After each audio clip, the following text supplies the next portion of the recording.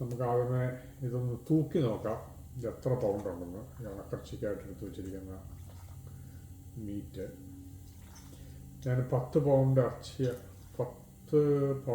ഇറച്ചിയാണ് മേടിച്ചത്. അതിനകത്ത് കുറച്ച് കറി വെക്കാൻ പോയി. അതിന് ഉണക്കച്ചിക്കായിട്ട് ആക്ച്വലി 5 പൗണ്ടിൽ കൂടുതൽ എൻ്റെ ബാലൻസ് വരികയാണ്.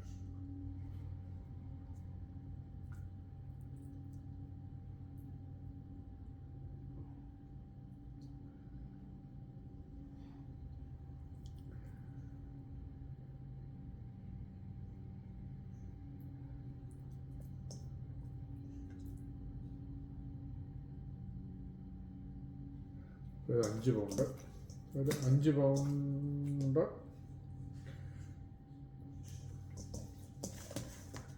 5 പൗണ്ട്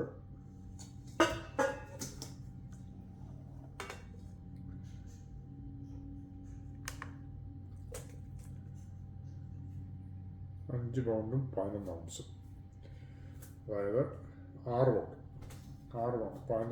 11.9 ഔൺസ് ഉണ്ട്. So it's like 6 pounds. അപ്പോൾ 6 പൗണ്ട് ഇറച്ചിയുണ്ട്. അതിനകത്തേക്ക് നമുക്ക് ഇടാനുള്ളത് ഉപ്പ്,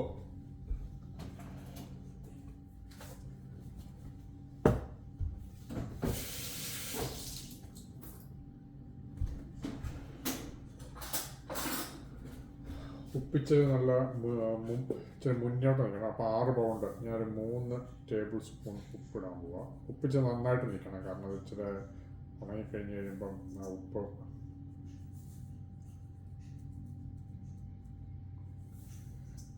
രണ്ട് ടേബിൾ സ്പൂൺ 3 ചെറുതായി നോക്കണം. ഇതൊന്ന് ജസ്റ്റ് ഇങ്ങനെ പതിനെ ഒന്ന് മിക്സ് ചെയ്ത് കൊടുക്കുക, ഉപ്പ് എല്ലായിടത്തും ഒന്ന് ആകാനായിട്ട്. ഞാൻ ഉപ്പിൻ്റെ ടേസ്റ്റ് മുമ്പോട്ട് നിൽക്കുന്നതെന്ന് അറിയാൻ വേണ്ടിയിട്ടാണ് കൂടുതൽ ഞാനിപ്പോൾ മിക്സ് ചെയ്തത്.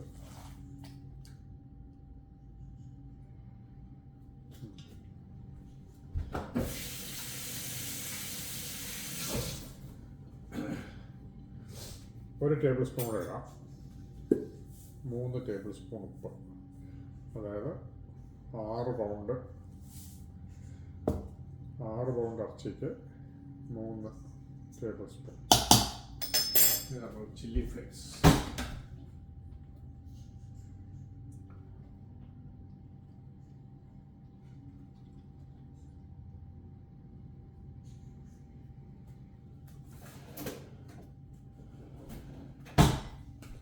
ചില്ലി ഫ്ലേക്സും ഒരു 3 ടേബിൾ സ്പൂൺ ഇടാം.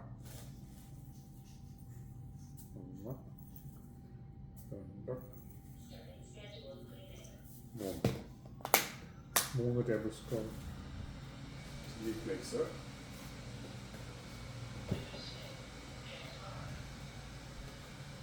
ഈ റോസ്റ്റഡ് ഗാർലിക് ഹെർബ്, അത് ഞാനൊരു ടേബിൾ സ്പൂൺ.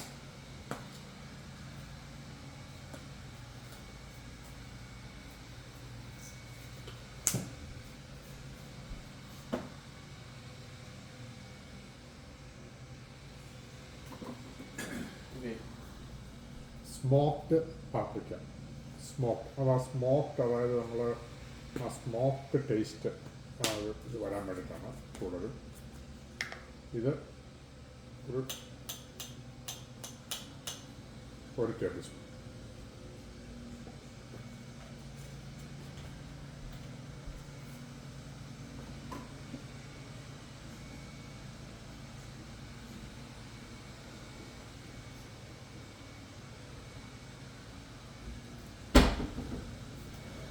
അത്രയൊക്കെ നമ്മൾ മിക്സ് ചെയ്യാം.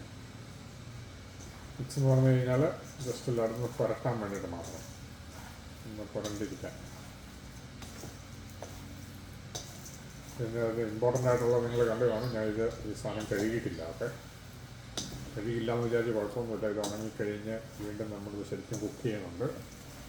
അതുകൊണ്ട് ഉണങ്ങാത്തത് കൊണ്ടുള്ള പ്രശ്നമൊന്നും വരികയില്ല. കഴുകാത്തത് കൊണ്ടുള്ള പ്രശ്നമൊന്നും വരികയില്ല.